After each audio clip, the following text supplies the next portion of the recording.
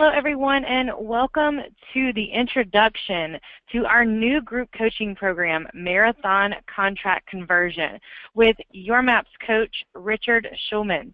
Today, this webinar is being recorded, and if you are attending or if you know someone that has missed the webinar and would like to view that, you can also send out that link to them. Feel free to share it with anyone in your market center. And that's all for me. So, Richard, you can take it away. Hey, thanks, Paige. Good morning, everyone. Happy Halloween. Hope you guys are all enjoying your day so far. I'm Richard Schulman. I'm your MAPS group coach, and I'm going to give you a quick promo on our newest class. It's called Marathon Contract Conversion. Basically, the idea of the class is what do you do when you're meeting with someone and how do you get paid? So what I wanted to do is really just make a really simple step-by-step guide to the meeting and the close. So we're going to go through that today. My goal is to give you some really good value in that time so that you can kind of see what we're offering. Here's a little bit about me. I've been at KW for 11 years. August was my 11th year. I go to more training and enjoy training more than just about anyone that you know probably. I just spent a week in Austin at training at KWRI. I took ESO, Masterminds, 30, 60, 90 Success Through Others, and Career Visioning, in addition to watching Mega Live. So I really believe thoroughly in the value of training, and I hope to share some of that with you today. My team here in the Los Angeles area, this will be our third year selling $100 million or more in real estate. So in my 14 years, I've sold about $600 million in real estate. And what you can see there is about half of that came in the last 3 years. As I've really dived into training, as I've really gotten deep into training and personal development, my results have skyrocketed. I manage a team of about 17 people. Hold on. Here's a few other things that I do. And what I wanted to share with you, and if you see my other call, you'll see the same theme, is that all of these things that I do, they all start with lead generation and conversion.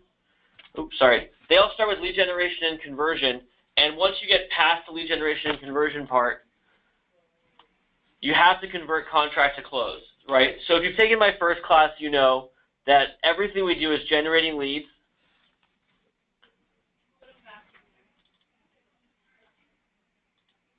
Paige, can you hear on the audio? I had someone message the audio's not coming through. So everything you do is converting leads into appointments, right? That's the first part of our business. Once you get to the appointment, what are we going to do? So everything that I do, everything that you do, requires that same thing, right? So if let's say we're just talking about finding a buyer or seller for a home, we have to find them out in the world, we have to convert them to an appointment, then we have to actually sit down with them at the appointment and get them to sign a contract with us, then we have to get them to sign a contract with another party, right? They have to hire us to be their agent, then they have to actually buy or sell a home. So what I want you guys to do is understand that if we can get really granular and really detailed on how we convert people to a closing, we can really increase our results. So I'll give you two things I'm trying to work on with my team that I want to share with you guys as well.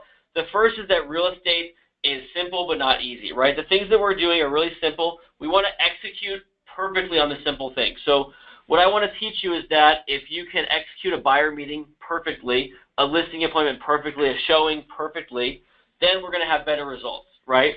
It's not about working harder, it's about working smarter, right? So I'm never going to say, well, I need you to work more open houses. I just want you to work the open houses you're working better. I don't need you to go on more meetings. I need you to close the meetings you're going on, right?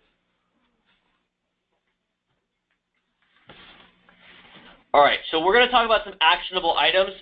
My promise to you for spending 30 minutes today, I'm going to give you some value out of this call. So if you take the call or not, I promise you're going to get some value. I'd love for you to sign up for the call. We have a bonus for anyone who signs up today at the end of the webinar. So let's talk about what contracts we're converting. So I'll give you a quick overview. There's a lot of different contracts within the real estate transaction, and I think that we're not thinking about them individually enough. I think we're too focused on trying to do a million things that we're not really focused on the simple progression, right? So here are the appointments that I want to focus on, right? Here are the conversions that I want to make. The first one that I think where everyone can have the most improvement is on the buyer meeting. I think that people are not doing well. I know that people are not doing buyer meetings. I know they're not asking for signatures on a buyer listing agreement or a buyer broker agreement, and I know that's affecting our results. So if you're on my team and you come up to me and you say, I'm having a challenge with a buyer, my first question is, how was the buyer meeting? And the answer is usually an excuse of why there wasn't one or why there was a limited buyer meeting. And the result of that is that just by doing a proper buyer meeting, you solve so many problems that occur later on during the escrow. Poor expectations, defection by buyer to another agent, unrealistic property goals, unrealistic inspection goals, challenges with loan, that type of thing. Also, we want you to get a signature from the buyer, right? I would never work a seller listing without a signature from a buyer, and I would never encourage you to work a buyer without a signature either. You're a professional. You deserve to be hired under an appropriate employment contract, right? Same thing with the sellers. I'm going to share with you some pretty wild things about seller appointments that can really improve your conversion. For example, the average seller is probably not terribly concerned about your track record or your marketing plan. The average seller is probably mostly concerned with who you are as a person and how you rapport build. So we're going to learn in the second call some really solid strategies for developing rapport with sellers. And in addition, we'll go over the other things like marketing plan, how to present a marketing plan, how to convert for a closing, how to get a signature, how to negotiate your commission. But we're going to learn really the important key things is really developing that relationship. So we'll walk very carefully how to do that. Showings. I've never seen a class on showings. I have a video up on KW Connect you guys can find on showings. I've never seen a training on showings. I'm working on a really solid hour of material on how to show property for success. So all these things when I talk about, well, we want to improve your conversion, what you don't realize is if you're going on a showing and you're showing 3 homes, if you're not getting an offer written within, let's say, 6 homes being shown, your buyer meeting and your showing process need to be changed. We're going to go over the offer writing process in real detail because there's a lot of things that we can do to improve our conversion rate and change our outcome, right? Same thing as the others. There's a lot of small changes we can make that will change the outcome without necessitating that we work more, work harder, work longer hours. And then the last thing we're going to work on working with agents. There's a lot of things that I see that agents can do better in interacting with other agents. We oftentimes forget that we should be selling other agents on us. Okay, let's talk about the buyer appointment. This is the first call. I think this is the one that will have the biggest change in your business because it's the most actionable. You may be a new agent and not have a lot of listing appointments. You may be a buyer's agent on a team and not have a lot of listing appointments. If you are unable to find buyers, then you're doing something wrong, right? Everyone is a buyer of real estate. So how are we going to get them to sign a contract, right? So some of the objections I get are that, buyers aren't comfortable signing them, buyers don't want to, they don't want to meet with me, they just want to tour property, they just want an automated MLS search. All of this, and we'll go through it in detail on Friday, is really just nonsense. Buyers want a professional to help them through the real estate process. Gary said at Mega Live on last Tuesday that millennials, which are one of the largest segments of the home buying population, millennials are more likely to use a professional and less likely to care about commission structure than any other group of people, which means that the largest and growing population of buyers is our best possible clients. They're the most tech savvy. They're the most interested in having a real professional handle this. So I thoroughly believe that having a buyer appointment is not a good idea. I believe that it's mandatory. So if you want to work with me as your buyer rep, we're going to sit down and talk about what that means face-to-face. On Friday, I have the whole structure broken down for you into segments that are easily memorizable so that you can walk them through the buyer meeting and then get a signature. Now, one of the features of the buyer meeting is that we're going to be talking about different segments of conversation, like how to manage expectations for inspections, how to manage expectations for offers, that are things you can use over and over again in the process of converting a buyer meeting into a showing, into a buyer contract, into an offer, into a closing, right? So I've seen on my own team, I've seen agents implementing the buyer meeting more than double their business, and I believe that you can too. So remember, just to repeat, the dual thing is that one, you're going to have a much more informed buyer, and you're also going to have a buyer loyal to you by virtue of a contract. Now, the other interesting thing is that people say, well, what if the buyer says no? And what you find out is a lot of buyers won't sign a buyer agreement with you. And when you find out why, that's when the real joy comes in, because those are the buyers who are never going to use you as their agent, right? Those are the buyers working a lot of agents. They're looking for the listing agent, something else. So when we find out a buyer won't sign a contract, it's a great reason to save our time and not work with them, right? So let me know if that makes sense. On the right side, there's a question panel. If I have time at the end, I'll be able to answer the questions. During the calls, during the 5 calls that we have, I take every question, and we've answered in 6 rounds so far. We've answered every question. Okay. So seller listing appointments, that's on the buyer meeting, right? So just by doing the buyer meeting, we're going to increase our conversion. We're going to decrease our wasted time, which is really key in my mind. On the seller listing appointment, I call it seller listing just to clarify because some people call the buyer meeting a buyer listing appointment. And I do like the buyer listing appointment name because I think it imparts the same value. Like it's the same value to us as a seller listing. So we're going to talk about setting up for closing by developing really strong relationship with the seller. We're also going to talk about how to script with the seller to demonstrate your strong points and hide your weaknesses. For example, if you're a new agent, how do we demonstrate value to a seller even though you may not have an incredible individual track record, right?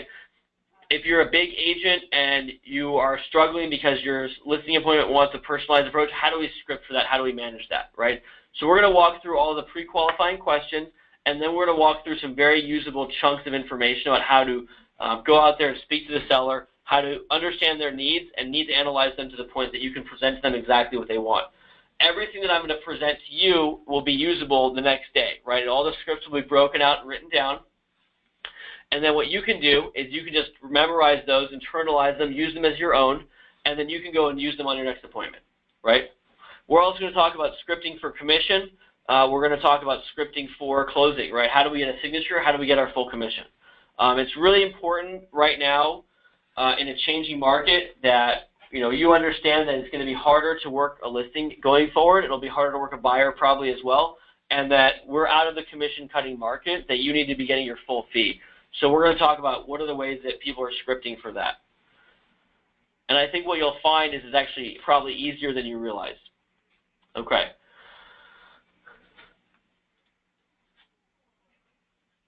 So here's the information on showings. So showings is going to be something that I think is really interesting because I've not seen a lot of training on showings before. So I'm going to give you right now one of my key things that I do for showings. It's called basically it's called the 1 through 10 system and the narrowing conversation. So this is something you can write down, you can use. So the narrowing conversation happens between the buyer meeting, and it happens in the buyer meeting and continues onto the showings. And there's a connection between a lot of the events of the things that we do. So the narrowing conversation is where you purposely identify in the buyer meeting that the buyers are going to be narrowing down the idea. So the script goes like, Mr. Buyer, we're going to start by looking in these 3 areas, and then as we tour properties over the next couple of weeks, we're going to narrow down to one area that you really love, and maybe even a certain price range or other featured set that you really like. Maybe it's a pool home, maybe it's a golf course view, whatever it is. We're going to narrow down to one little area and one certain feature that you really like. And when you see that, then we're ready to write offers right away. And we'll go over that script in more detail with some different options because there's a lot of variables to that. But the idea is that I'm pre-preparing my buyer to understand that at the showings, we're going to be purposely looking to eliminate areas so that we narrow down the search field to a narrow range. And once we have that narrow range, we're ready to start making offers. We've now preconditioned the buyer to be ready to write offers, so it's much easier when you're showing properties, when you're following up after showings to convert to offers because they've already prepared that this is how it's going to work.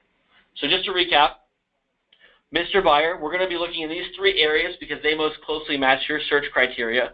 And as we tour properties over the next couple of weeks, we're limiting the time frame. We're going to eliminate areas until we have the perfect area for you. Then we're ready to write offers. Then we can look at homes one at a time and write offers on every home that you like, right? So all of that is loaded with things that will precondition your buyer to be ready to write offers. When you get to the showings, what we want to do at showings is continue to hammer on that same conversation. So that's why the buyer meeting is important, because the buyer meeting connects to the showing.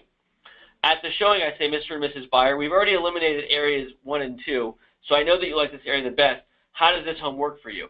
And then we do something called the 1 through 10 conversation, which you may have seen before. We're going to do a little bit more in a detailed fashion. But the idea is basically we're asking them to rank the homes that we see and encourage them to write offers on all the homes that they like over a 7, right? And what you find is that if you've done your homework, right, if you understand what they're looking for, if you've prepared the showings functionally, then they're going to then most of the homes should be a 7, right? So you get to the homes, you say rank the homes, please, from 1 to 10, and you end up getting a couple, let's say a couple 7s and a 5. And so then you have the 7s, and then you say, great. Instead of asking their permission for an offer, the script that we're going to really work on in detail is going to be, great. I can see that you've loved these homes that are a 7. We should write offers on both of them. Let's talk about prices, right? And the script there is a very proactive script because it doesn't ask their permission to do the offer. They've already given you permission by agreeing to hire you as your agent at the buyer meeting, by agreeing to narrow down areas, by agreeing that this is the area that they want, and by agreeing that these homes roughly meet their criteria. So all we're worried about is not writing an offer yes or no, it's what's the price we're going to write at. And this connects, if you've taken my other class, which is not sequential, by the way, but it is also helpful. It goes back to the whole premise that we're spending too much time asking our clients permission on what to do and not giving them enough proactive guidance.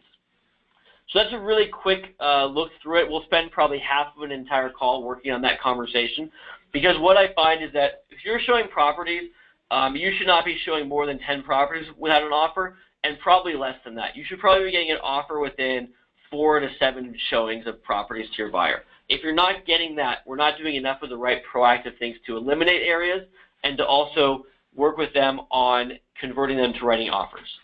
So let me know if that made sense. I tried to go through pretty quickly because we only have a half an hour here today, but I wanted to really make sure you guys understood that we're really looking at in detail, changing all the language that we're using to get better results from what we're doing. Okay, so let's talk about multiple offers. So we're getting a lot of multiple offers, and multiple offers is something else that we can proactively address in the buyer meeting, right? Even in a slowing market, you still get multiple offers, so we still want to have preparation for that. So the first thing you want to do to prepare your buyer for the multiple offers is that you will pre-prepare your buyer for multiple offers in the buyer meeting. Then when you get to the multiple offer process, we're going to go over a couple different things like escalator clauses, like aggressive loan contingencies, and then in the last class we'll talk about how to manage expectations with other agents, and that will allow you to get better results from the multiple offers. So the script with multiple offers in the buyer meeting, and again this is abbreviated for time this morning, but the script in the buyer meeting is that we want to go through and very quickly with the buyer let them understand multiple offers happen and we should be prepared for them. And one of the ways that we do that is we encourage the buyers to write multiple offers themselves. So I say, if you're concerned about multiple offers, we recommend that you actually be writing multiple offers, that you're bidding on as many properties as you like, because that will give you the best leverage in making a great deal for yourself, right? So you can use that script. That works well with buyers. I'll work you through during the calls how to more effectively insert that into the conversation. It's a longer process. It fits into a whole presentation. But the idea is that we're going to tell them, listen, we're going to take the advantage away from the sellers, and that every home that you like, we're going to write an offer on too. And by doing that, not only are you diffusing some of the tension and animosity that people get in relation to multiple offers, but we're also going to encourage them to look at this more as a financial activity versus an emotional activity. And one of the things we do throughout the different segments is we try to reduce the emotion out of this, right? So I do a lot of investment brokerage, for example, and investment brokerage is great because no one complains about the yard, no one complains about the kitchen or the neighborhood. They just want to know how much money it makes. And ultimately, I think that most of your buyers, not all, but most of your buyers want to understand what is the deal I can get here. And if you want a deal, the deal happens when you write multiple offers yourself and take that advantage away from the seller. So by doing that, you're going to have a situation where you take a buyer out for 3 showings, you write 2 offers, and you might get one of them into escrow. That's increasing your conversion. That's decreasing your time in the field and allowing you to go service other clients.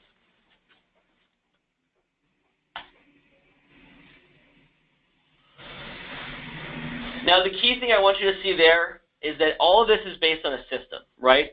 So I think a lot of you, and myself a few years ago included, were just making calls, trying to line up appointments for showings, trying to go on showings, and hoping people wanted to write offers. And instead, what I want you to do is think about that this is going to be a very organized, systematic approach to meeting someone at an appointment, signing them to an agreement, buyer or seller agreement, and then having a process by which to convert them to a closing. And the result is that in my own business, is that with my personal buyer clients, I show them very few properties. I need to analyze them very heavily to get them into just the right home. And we write offers on a good number of properties that we see. I have many of my own personal buyer clients that write an offer on more than half the properties we tour because of all the prep work that's done. right? So if you do all that work ahead of time, you have a system to do it, you have a whole process to do it, you're actually going to see incredibly better results. Oops. Sorry about that. So as one of the exercises sort of for homework is I want you to think about what's a buyer listing appointment worth to you? What's a buyer meeting worth to you? And the reason I ask you guys to do that is because even if I tell you it's an incredible thing, and even if you take my class and know it's an incredible thing, we still get a lot of pushback from agents on doing that. And the challenge is that you have to really buy into this, that what's a buyer listing really worth to you? What's going to happen to your business if you actually sign a buyer listing? And actually, almost as good, what's going to happen when you lose a bad buyer because you find out that they're not actually loyal to you, right? When someone says, well, a buyer's not going to sign this agreement with me, the question is why, and the answer is, well, they have another agent or they're not interested in you as an agent. And that's okay. Because what we want to do is we really want to eliminate from them all of the reasons why they would work with someone else. And if they do want to work with someone else, that's okay. Then we want to save our time and get out of there, right? So I hope that makes sense. The other thing about looking at buyer listing as a value is I want you to think the buyer listings on par with the seller listing as far as value. And here's a mindset breakdown for you. If I say, would you work a listing without a buyer meeting? You would say no way. And I would say why? And you would say maybe one, that's just how it's done. And two, you'd say, well, I don't want to pay for photos and pay for flyers and balloons and food at the open house and all the marketing and all that stuff without a contract. And I would tell you, you're going to spend more money on your time touring buyers around in your car without a contract. That's a more expensive endeavor than just buying photos and marketing and food for the open house. So I want you to understand it's really important that we get really specific on what's the buyer listing really worth to us. Okay, I hope that was some good value. Let me go over what the class covers top to bottom so that you have a fair expectation of what to get there. So I spent a lot of time on the buyer listing. I think that's the key because everything else on the buyer side comes from the buyer listing. So we're going to increase conversion for both of these appointments. If you're not doing buyer listings right now, we're going to get you to a high conversion rate. We're seeing consistently around 75% and higher conversion on buyer listing appointments. On seller listing appointments, it's a little more all over the place. You can see anywhere from 30 to 60%. It depends on your market, and it depends on what you're doing within your marketplace. But we're going to really increase your conversion by doing a few simple things differently, and then we'll add on some more complicated things that you can work on over time. The real thing after that is to really work on how do we improve in the areas we're not focusing on, right? We're not focusing on showings. We're not focusing on writing offers. I can tell you as a listing agent, for example, the vast majority of agents offering on my properties don't ever call me or email me or ask me what to put into an offer. So that's just a simple thing we can do differently. But I want you contacting listing agents to the point where they tell you to stop calling them. I want them to know that you're the most excited person in the deal. And we're going to walk through some questions you can ask them to create value, right? We're going to do the same thing with with showings to offers and offers to closings. We're also going to talk about negotiations within the offer process. We're going to talk about requests for repairs, and everyone I know has a different process, but we'll talk in general about how to manage that. We'll talk about how to manage the other agent to get what you want out of closing, and we'll talk about how to make sure we get to closing and get a positive review from our clients. The value I can add to you there on managing other agents, one of my favorite tricks is I always remind the other agent how much money they have on the line. So if we're in a $600,000 escrow, and we're having a little bit of friction or there's some challenges, I just keep reminding them how close we are to him collecting that $15,000 check, right? Just by doing that, by keeping the agent focused, you can get a much better result because the agents are not as linear thinking as you would like, right? Some of them, they're letting their emotions get a hold of them. They're being controlled by their client. You need that agent focused on getting paid and closed, and that will get a better result for you overall. Of course, with any of these meetings, trainings, we're going to work on a lot of objections. We're going to work on a lot of objection handling.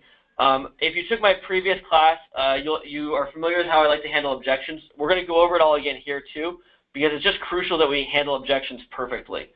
And keep in mind when I say things like, when I say I want to execute on the basics perfectly, I'm very serious that there's nothing else you need to do. If you take both marathon classes and execute on them perfectly, you will be a mega agent. There's no room for error there because it's all about executing on the basics perfectly. So for example, how do we handle an objection? The way that you handle an objection is you handle it by approving it, you give a quick handle, and then you ask a question to control the conversation. So I will give you scripts to memorize. Everyone always asks. You will get plenty of scripts to memorize as a part of this class. And in addition, I want you to understand that the way that you can handle objections, instead of just memorizing a script, is to really understand why you're saying what you're saying, right? So when I get an objection, by agreeing with the objection, someone says, well, I don't want to write an offer on this property. And I say, great, because that's agreeing with them. That's instantly building rapport. That's an incredible habit that you can build right now, right? Try answering every objection with the word great, and you will get better results. Then I give them a quick handle. So I might say, great, I can certainly see why you might have some concerns about this property, and then I want to turn it around on them. What's your number one concern, right? That's just a quick example. We'll go over more in detail, of course, but the idea is instead of just engaging them in disagreement or arguing with them, I want them to tell me specifically what their challenges are, because by breaking these down into their component parts, it's easier for us to solve. So we're going to take a very mechanical approach to objection handling and scripting, and that way we'll be able to get better results overall. Okay, we had a quick question from Susan about multiple offers. So if you get multiple offers and you get both accepted, which is great, we just use the inspection contingency as a way out. So I would say we have clients all the time write 1, 2, 3 offers after a showing, and if they get 2 or more accepted, it's a great problem to have. Then they have their choice of homes. They can go back and renegotiate on price and terms for both those deals, because now they have leverage. Okay, if you sign up for Marathon Contract Conversion in the next 2 hours, we're going to add in a bonus scripts call in the next couple of weeks where we'll be doing in-depth on scripting for all of these things. And that'll be a 1-hour scripts call. So here's all the info. It's Fridays at 1 Central, 11 Pacific. It's 5 weekly 1-hour webinars. All of those webinars are recorded, and you get a playback at your convenience. So I would encourage you to at least listen to all of them once, at least twice total. The class is $199. We have a Facebook group where we have a lot of material that's being shared, and we provide all the scripts and other material for you as part of the class. You get to keep all of that, of course. And like I said, if you sign up today, you get the free 2-hour, or you get the free 1-hour script call. I believe we're going to be doing it next week, but we'll let you guys know on timing. You can sign up at MAPS. MAPS sends you a link, and they'll send you another link later today. And you can also sign up at marathoncontracts.com. If you have any questions, you can reach out to me at 310-482-2250 or on Facebook or at my email, schulmanrd@gmail.com. I would love to chat with you and answer any questions that you have. So there you go, marathoncontracts.com. I would love to see you guys all on there. I promise you you'll have an incredible result. And whatever you do, make it a great day. And thank you.